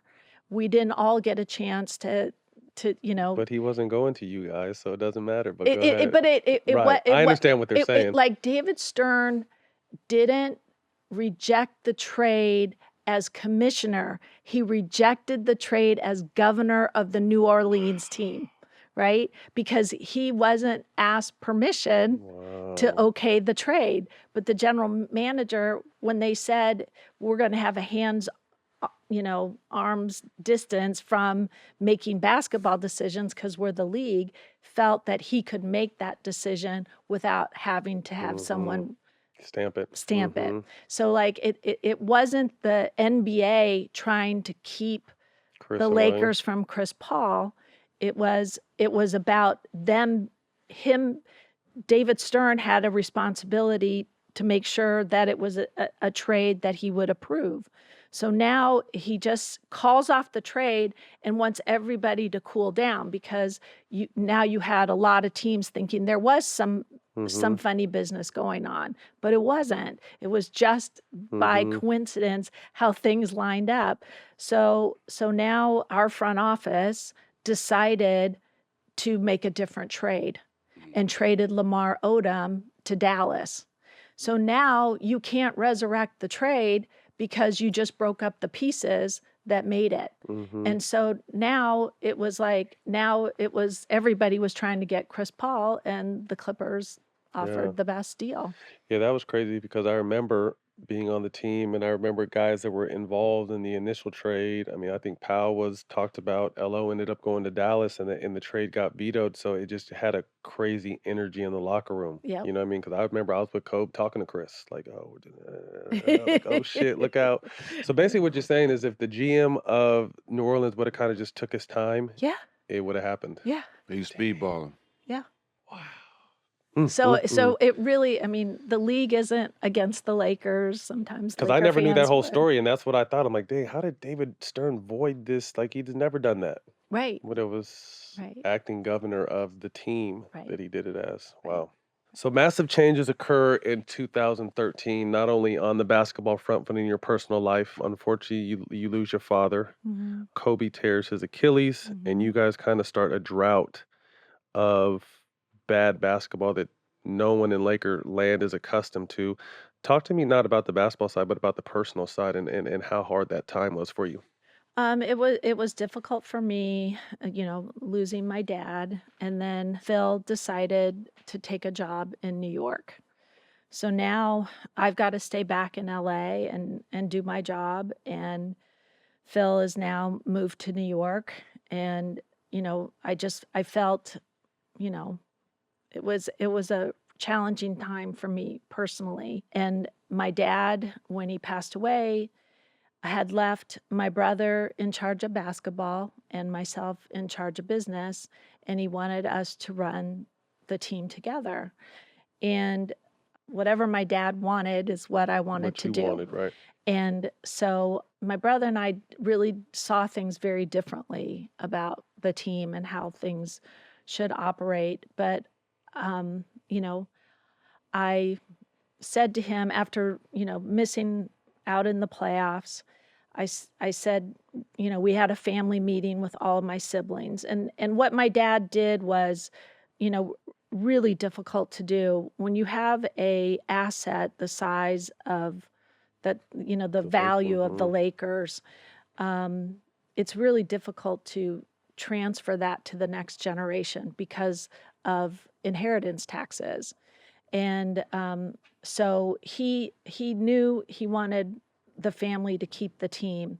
So for the 10 years prior to that, he would transfer the Lakers stock into a trust that would benefit his children and would pay the taxes as he made each transfer, so that there was a really great opportunity for us to be able to keep the team and the family. So, the idea that he was so disciplined and thoughtful that he had this 10-year plan That's crazy. to make it happen. I really wanted to stick with his plan. Right. That's how important it was to him. And so, with my brother, I said, we sat down, there's 6 of us siblings, and we had a family meeting, and I said, on the business side, I need to know What's the plan? what's like it's and not basketball wise, just when are we going to be back in the playoffs? I have to figure out the finances and how to price the tickets and how things are going to go. And he said, I go, just tell me when we're going to be back in the playoffs and competing for a championship. I'm not saying you have to win a championship. It's just like Conversation. we got to be in the When you're gonna be, that's conversation, your right? dad's big thing. You always wanted Right. to be in the conversation. Right, because otherwise you can't get free agents Right. because they don't know and so now we're experiencing these like free agents like not even Turned returning down, our right. phone And calls, that's right? not Laker. Right. I'm not saying like we have the formula of how you win, but you have to be, considered and respected to be, to stay up at the top. So he said it would take him 3 years. And I said, well, if after 3 years, if we're not back in the playoffs, then I'm gonna have to make some changes. And he said, oh, absolutely, I would step down if I couldn't succeed I in think that he made the job. mistake. Didn't he announce it Well, though? that's what I was going to say is Yeah. that here this was a private Right. conversation, That he went and then he's the one who went to the media. So now the media comes to ticking me time bomb. and says, "Are you going to hold your brother to the timeline?" And I have to say yes, Right. because first of all, why would he say it if he didn't feel Right. that was possible? So I said, of course, like we're back on the road to, and so then as time went on and I saw some of the decisions that were being made, none of them made sense to me. Like we had Mike Brown, who's a great coach, My God. right? And but more defensive minded, right?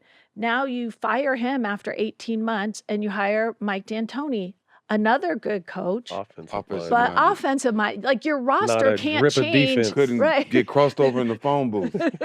So, I mean, like I'm saying, both of those coaches are really good, Yeah. but like you can't change your roster fast enough Right. to Right. Keep up. accommodate what kind of style of basketball play. And Phil always taught me, like, what you have to do is you have to decide the style of play you're going to play. And then you hire the coach. Right. Beneath And it. then you get the players. And then you like Yeah, it's it was a process. right, it's a process. And like you can't possibly find success changing coaches every 18 months. No. And I sat in a meeting with a free agent who's on another team who I can't say because he's on another team, but he sat there and he said, "Well, how are you going to use me?" to our coach. And the coach, his answer to him was, "I don't know, because I don't know who's going to be on the team." Wow. So I was like, okay, like free agent's gonna say, I can't just leave Can't walk into that that. in your hands and you can't answer the question. So I mean, I knew that like things just weren't going the way they needed to go. And now, now I realize, we're coming up on the 3-year time span and the clock is ticking, and I'm going to have to make a decision on what's going to happen next. And that was really Well, hard for me. Well, yeah. I mean, to have to fire your and if I'm not mistaken, you did it right before the trade deadline too, right? You had to pull the trigger quick. So Yeah. not only are you firing someone, but that person you're firing is your brother. Right. And mind you, the person that I used to lean on was Phil. Well, Phil is now with another team. So I you can't can't talk basketball lean. with him. I mean, the NBA made us sign a letter that we Wow. wouldn't, like people Mhm. were complaining that like it was too The close. Lakers and the Knicks are talking. So now it's like, who do I turn to? I turn to Magic. And I have a heart-to-heart conversation with Magic. And I said, am I seeing things the right way? Like you and having conversation with Magic is like talking to my dad. Meaning Wow. he taught, he was taught by my dad. Like Mhm. he sees the things the same exact way that I do. We spoke the same language. And, he was the strength that I needed at a time when I was really at a crossroads. But like you said, we had to make the decision before the trade deadline because I was worried that my brother was going to crash it and burn it, and that then it would be that much harder to recover from something. So, because there was a lot of pushback about that we didn't, do interviews for, front office. And the thing is that it had to be kept top You couldn't show your secret. hand. Right. You couldn't show your And hand. so I couldn't ask permission of a team to talk to their They would get out. assistant general manager without tipping like what's going on with the Lakers. So, that's when Rob Pelinka, it was, who I had dealt with, and another person that, thought like Kobe, thought like, a person that I understood, was the perfect person for us to bring in as general manager. But really it was about putting Magic at the front of and the top of the basketball operations, which then our fans knew Magic's not coming back to lose. Just to win. So that was a key moment for me. And, of course, it was met with disbelief by my brothers, my 2 oldest brothers, who didn't realize that what my dad did, and he didn't tell any of us, well, he told me, but that he put the power in my hands. Oh. And that, my brother took me to court to try to take me out of my position. And, the leagues don't like that. Leagues don't It's a bad like look. when teams are in turmoil, in chaos. Especially the Lakers. Exactly. And so it was kind of like we had to deal with it swiftly and smoothly and firmly. And that's exactly what we did, and turned everything around and let people know who's in charge now. And that was the turning point to get us to a championship. That was huge. Magic and Rob.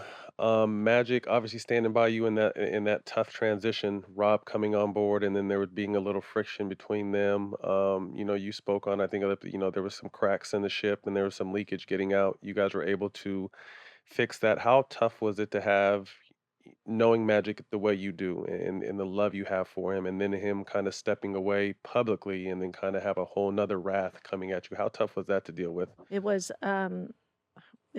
again, I mean, like you've been through a lot of I've shit, been through Jeannie. a lot I of mean, you shit. got some nice jewelry, but you've been through a lot of shit to earn it. Well, like that's when Magic stepped down. Like I had no idea that he felt that way, and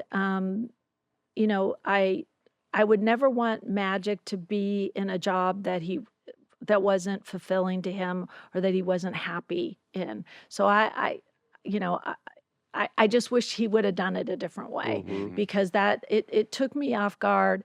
But now in retrospect, when I look back at it, it was very similar to that story I told earlier when Magic wasn't happy with the way the coach was playing him. And my dad said, just give me give it some time.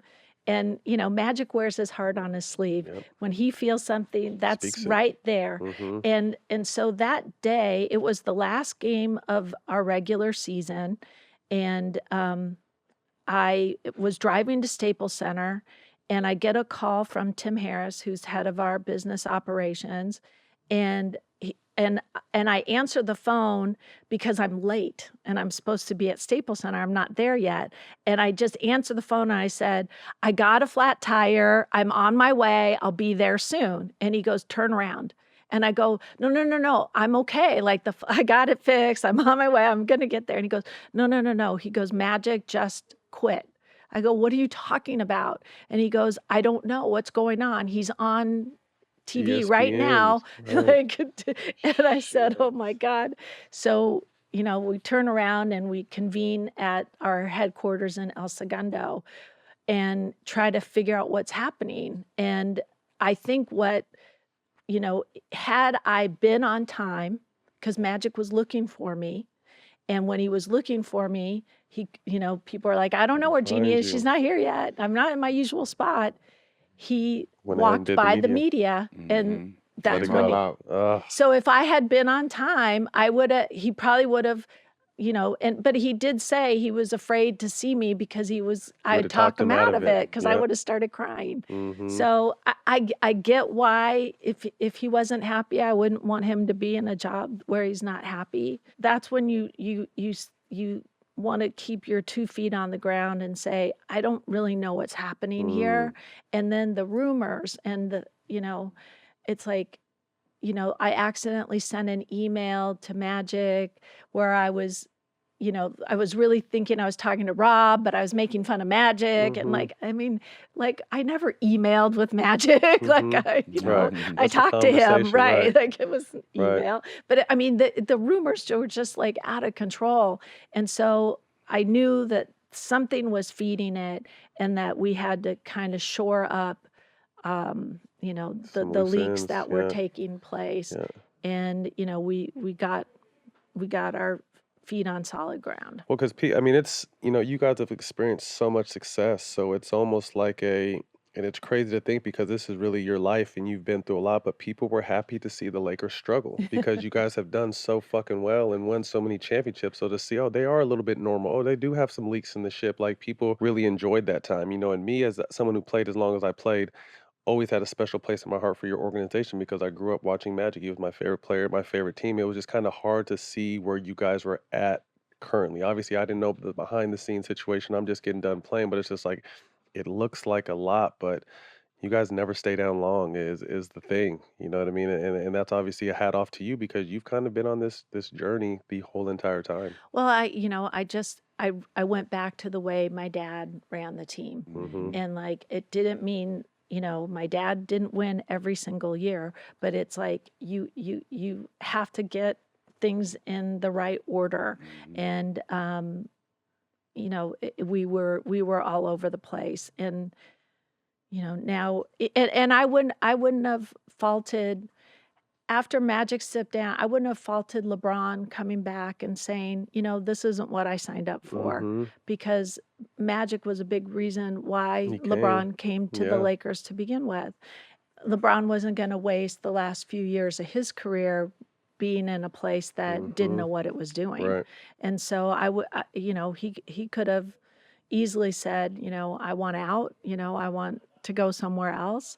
But instead it was like he stood even With you deeper, he was in. Yes. Well, talk to us about that process. I mean, you guys pull off one of the biggest free agent signings in the history of the game. You get LeBron James to come to the Los Angeles Lakers. It seems like a match made in heaven, but it really happened. It did.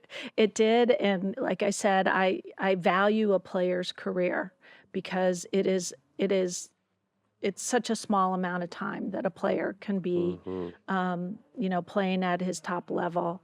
And, we had to really, I'll tell the story about, my dad was a great poker player. He was actually ranked on the World Poker Tour, and he would always try to get me to play poker. He tried to teach me the game, and I was a terrible poker player because I can't bluff. I can't, I'm just not good that way. And I'd get frustrated, and then he'd get frustrated with me.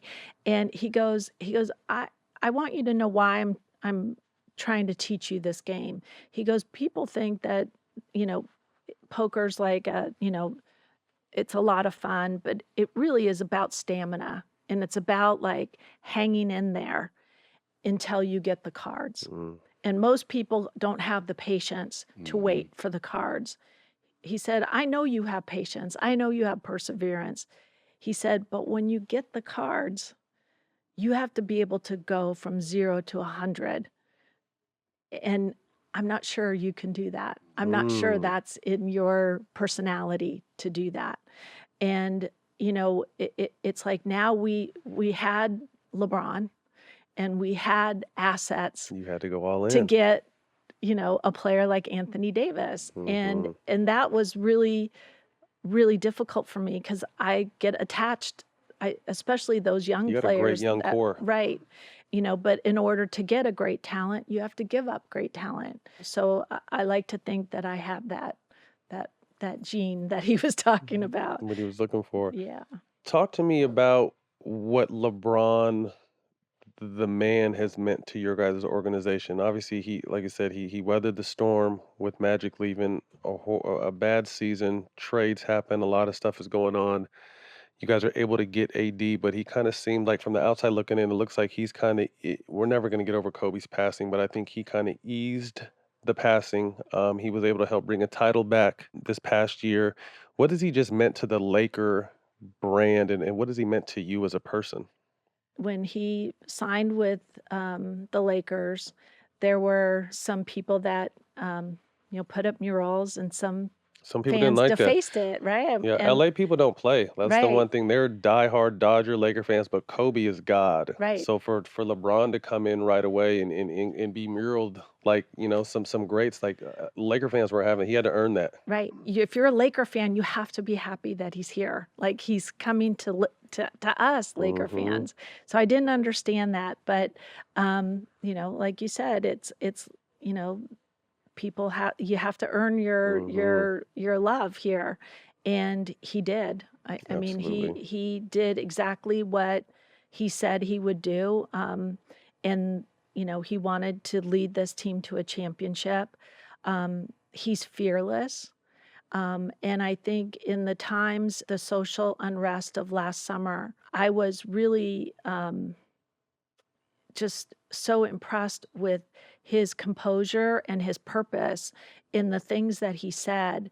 And one of his big campaigns was to get arenas open to be voting centers.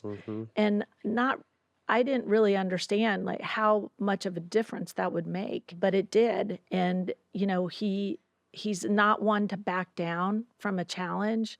And I like to say he's like the closest thing to a superhero I've ever met, Mm-hmm. in that he is so powerful and strong and smart, and but he does things for the good, Of everybody, yeah. right? Yeah, And he's kind of like the people superstar. I mean, Cole was a superstar, but it wasn't really the time to really kind of be out as spin out. But I don't know if that's even Cole's personality, but that's something LeBron embraces. And he Mhm. talks. And I remember with the Donald Sterling situation, he was in Miami, if I'm not mistaken, at the time, and he was very outspoken that we can't stand for this. You know what I mean? And that was kind of the beginning of athletes speaking about stuff that outside of sports that really mattered, and he Right. kind of took that broad on. But since then, I mean, obviously, like you said, he's been a superhero, opening schools and coming out here and standing for the people, and that's what I think. To me, he's an amazing and one of the greatest we'll ever see. But he's just as powerful off the court, and I love the off the court. I mean, I love watching him, but the power he has off the court can change the world. To be honest with you, I agree. He's made me stronger, yeah. that's for sure. Kobe talked to LeBron the night before he passed, obviously congratulating him on a milestone. It just shows what kind of character he has. But what did that mean to you to know that they had a little bit of, back and forth on behalf of your franchise before he was gone? Kobe was such a he was a source of strength for me. And when I had to go through what I went through with my brother, I met Kobe for lunch, and I talked to him about what I was thinking of doing. And he said, he goes, if this is something you're really going to do, you have to go all the way. 110. 110, like, and it was very Game of Thrones like, It's right? like- Which is, and the strategy. So after it all happened, because it happened quickly, he just texted me the emoji of the mother of dragons. Mm. That was it. Khaleesi. Nice. Yeah, that's all. That Yes, was it. That that's was his so dope. message to me. Yeah. And forever, the mission for me will be about Kobe's legacy. And he set the bar for what it means to be a Laker, and we're gonna live Honor up to that. that. And that we have so many ways that we're going to be celebrating him. He's going into the Hall of Fame next month, Mhm. and I wear his number and Gigi's number. And he was coming to games with Gigi. It was really so adorable. The father, Father-daughter thing. right? But I mean, that's a similar situation with you. Yep, Mhm. exactly. And so he's going to be missed forever. Mhm. It's just You know what I wish though? I wish more owners of teams could be as transparent as you are. You know what? Because it'll make the relationships with the players so much better. But it's real. It's a Because relationship. and he'll tell you too, when my 14-year career, I can't tell you 2 or 3 owners that I had a conversation with. Mm. You know what I mean? And so I know for Kobe and the other players and the players around your organization, that mean a lot to them. And that make them want to work hard for you. You know, so Mhm. I commend you, and especially being a woman, I commend you on the way you Thank you. you relate to your players and the way you get into their lives and care so much. That means a lot Well- on the outside looking in. And I would say, because I've watched the ownership turnover in the league, and I would say there's now a generation of owners that are my age and younger who are It's different. doing things Yep. different and are open and It's see more of a the family relationship. environment. And like Right. you said, it's not obviously it's a business, but it's a family. You know what I Mhm. mean? And like Jack just touched on, I mean, if I know you personally, like if I know Jeannie really has my back, I'm gonna do whatever it takes to make Jeannie's life easier. And that means being a great person on the court and off the court. But like I said, if there's a disconnection there, it's just all right, let me go do my job instead of like let me go play for my family. But one thing that you may not even realize that being a Laker is so much more than basketball. Mhm. Yep. So much more than basketball. And you've seen some great players come and put that Laker uniform on, and they're not able to live up to the standard because I think there's so much, unless you've been in this, you don't understand the pressure of constantly, even when you guys weren't doing well, you guys are still the top story. When It's you're the doing, standard. yeah, when you're doing well, you're the top story. When you're not doing well, the top story. When something bad happens, it's almost celebrated because you guys are so good that they like to kind of find a chink in the armor. I mean, what do you do to relax? Do I need to teach you how to smoke weed? I don't Yeah, Phil might well, already we did can that. roll you Like, one. yeah, like what is It's Jeannie? legal. What It's is but legal. before we get the quick It's hitters, we legal. got about 5 questions. We're gonna end it. But what do you do to relax? Because like I said, you've had a hell of a life, but journey in professional sports, ups, downs, had a lot of strong role models in your life. You've learned a lot, you've taught people a lot. But what do you do to relax? I have a dog, so that helps. And I, you know, took a comedy course on how to do stand-up comedy. And not that I'm funny, but like I like doing different things, like Mm-hmm. trying. And yesterday I got to go to the movies.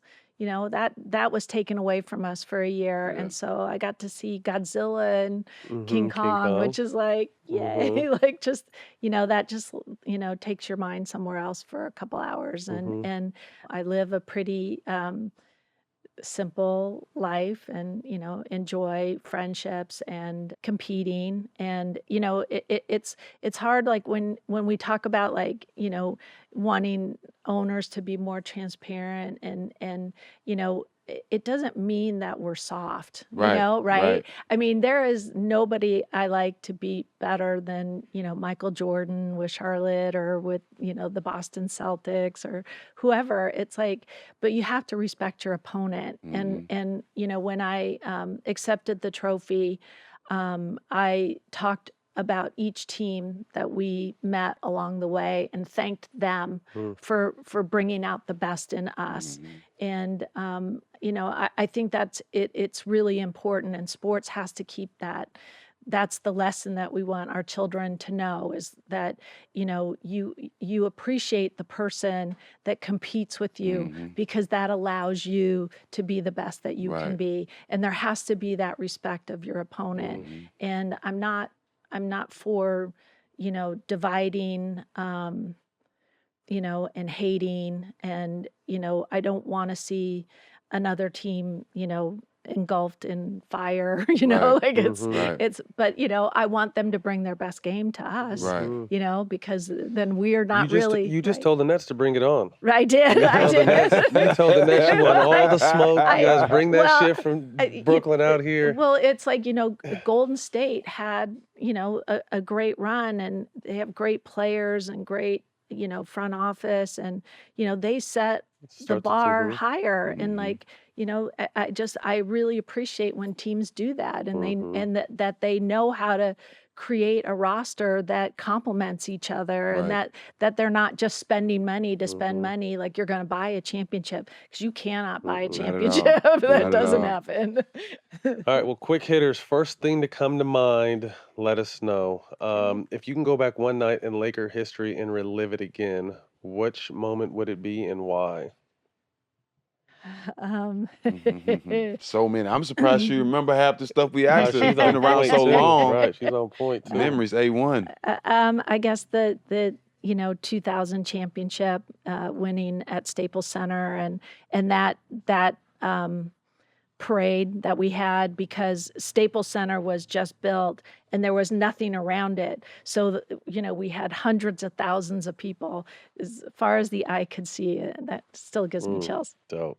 5 most important Lakers of Ooh. all Oh time. no! Don't ask me Yes, that. we're gonna put Putting you her on on the the spot. spot. Important, Yes. or 5 most important Lakers of all time. okay. Well, then you have to start with Kareem, Yes. and Kobe, and LeBron, and this is hard.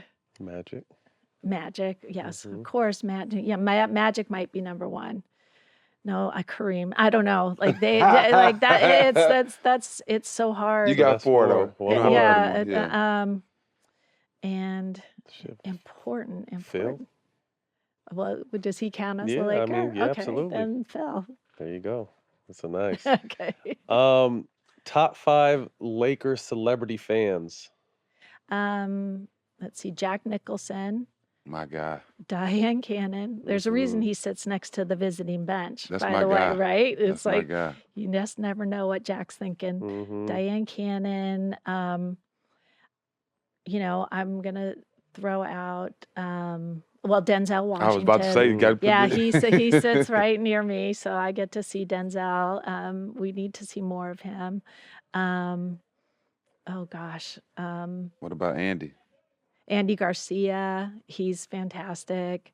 Then there's like Leonardo DiCaprio He's loyal. and Arsenio Hall, and I mean, You can go on all yeah, day. we can go on all day, like different eras too. Dope. Nice. Top 5 Laker villain opponents. Oh, let's see, Boston. Yep. Boston, Boston, Boston. Yeah. I love No, I it. mean, I think you have to put in Detroit and the 76ers.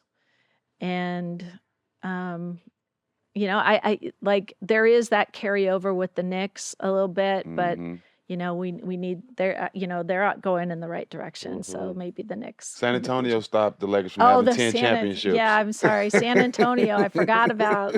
Gee whiz, it's too many. There's too many. Phoenix, yeah. 5 dinner guests, dead or alive. You plus 5 people at a dinner table discussing whatever. Oh, wow. Oh, discussing whatever. Mm-hmm. Who I really regret that I didn't get to know was Wilt Chamberlain. Mm-hmm. And gosh, like John Belushi Mm. for comedy and Frank Sinatra Nice. because of the Ooh, music. yeah. Yeah, that's a hell of a table so far. I That's know, 3. You right? got 2 more. Let's see. Oh gosh. I don't know. You guys should have given me these to really think about. I have so much experience. It's not, I guess. I don't know. I'll just leave it at that. Your dad and Cove. Yeah. Your dad and Cole. Around that out. Well, yeah, I saw One Night in Miami. Have you seen Yeah. that movie? Yes. I would love to have Yes. a movie like that where you have, people like my dad and Kobe and just talking about Whatever. things. Yeah. Yeah. Last question. Who do you want to see on All the Smoke? You have to help us with your answer, Magic Johnson. Like you said, a lot Oh, of you people. haven't had Magic yet? Oh, you have to get Magic. Okay. You have to help. plugging. You have to I'll- help us get Magic, Jeannie. Okay, I will put in my good word Yeah. if that means Yeah. anything. That means a lot. He's very popular. He's very busy. So are he's, you. right. You're very Yeah. popular too. Well, thank you. Actually, I want to do one last question. When it's all said and done, when they say Jeanie Buss, what do you want them to remember? I want them to remember I'm a that. savage. That was you tell them, I'm a savage. Could you imagine if I said that? You guys would have died. Just protecting the Lakers' legacy. You've done Just a beautiful protector. job. Thank you. Well, Jeannie, we want to thank you. Like Thank Jack you. said, very busy, but we look up to you. We love you. We admire you. We appreciate all you've been through and all you continue to do. Especially, like I said, I'm a lifelong Laker fan. So getting a chance to put on that jersey and get to know you as a person, not as management, but as Jeannie, I definitely appreciate that. So, man, thank you for your time and continue to best of luck for you and your team and your family. Yep. Thank I knew you was a sweetheart. Yeah. Thank you. Well, that's a wrap. Thank Thank you, Jeanie Buss, for your time. You can catch this on Showtime Basketball YouTube and the iHeart platform, Black Effects. We'll see y'all next week. All of it.